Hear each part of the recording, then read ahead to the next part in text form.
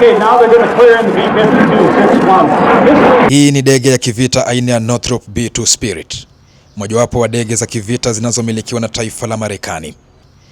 Ni ndege ambayo ina uwezo wa kubeba hadi bomu 16 za nyuklia wakati wa vita. B2 Spirit imeundwa kwa mishani ya masafa marefu na ina uwezo wa kuepuka rada, kumaanisha kuwa ni vigumu sana kutambua uwepo wake angani. Inaweza kupaa angani hadi kilomita 10,010 chini ya risali moja bila kuongezwa mafuta yoyote. Ni kipi kilivutia Marekani kuunda ndege ya B2 Spirit? Tumzungumzie ndege wakati huu mnyama Peregrine Falcon. Umbo wake na ule wa ndege ya B2 Spirit zinaoana sana.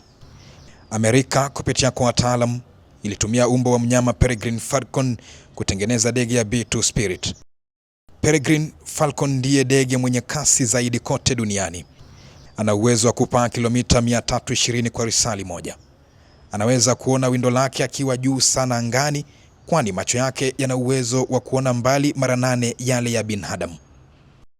Umbo wa Peregrine Falcon ndio uliotumiwa na wataalamu wa Marekani kuunda ndege ya kivita ya B2 Spirit, ndege ambayo inaogopewa sana duniani. Nikiripotia runinga ya PMTV Kenya, jina langu ni Anton Ndolo.